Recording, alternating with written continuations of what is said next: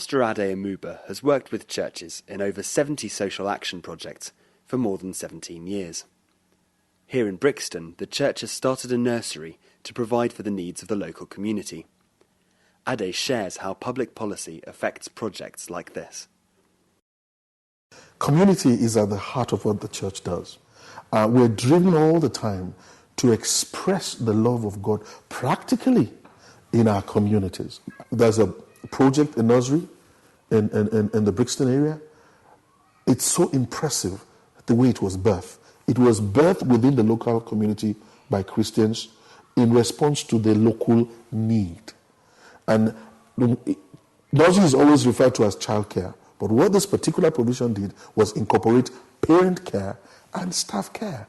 It says if we're going to be parents for 12 hours a day to these children, we must bring the parents along as well as staff along. So parents have the opportunity to come in to receive counseling or pastoral care if they need it, and also staff to ensure that the provision to the children is holistic and is well balanced. That what is happening at home, what is happening in the nursery is all working hand in hand and complementary of one another so that the young people get the best at all times.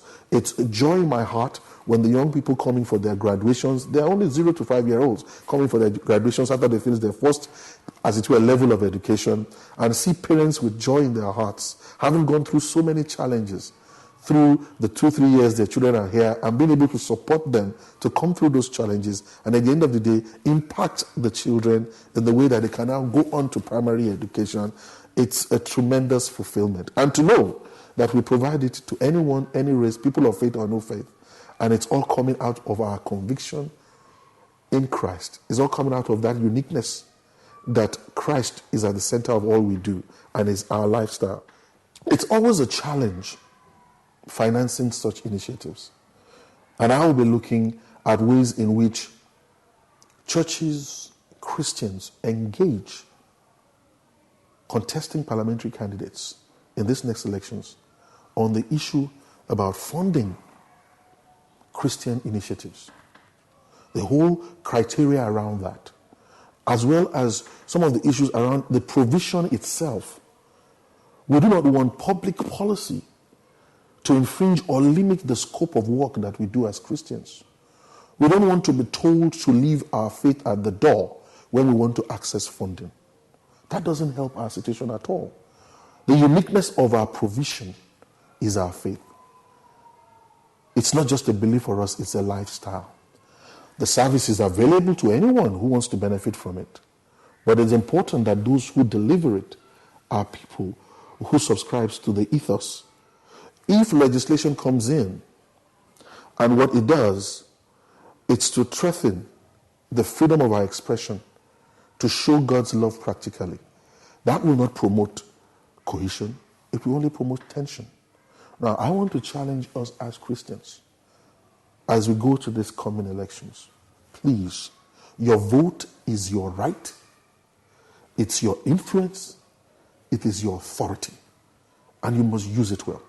And we're asking you to now engage individually and collectively as a church with every contesting parliamentary candidate within your constituencies. Go to their surgeries as groups or as individuals and bring those issues before them that concern you. Let them communicate with you. How are they going to help you in serving your communities and making you contribute your own quota to society as a Christian? Write to them if you have to. Also be part of the local electoral hostings that some of churches might be holding, bringing these contesting parliamentary candidates together. Be part of that. Take the opportunity to be informed so that when you engage with clarity, you engage with conviction, you engage with courage.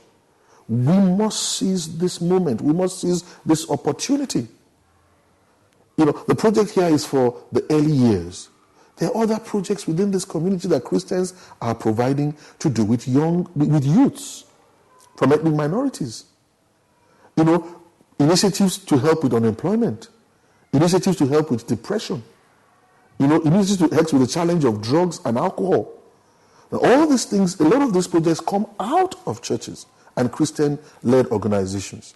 We need to be bringing them forward to this parliamentary candidates, contesting ones, protesting parliamentary candidates. What are you going to do to help us continue to serve these people who are in great need of help and support without the provision being threatened by public policy, by legislation?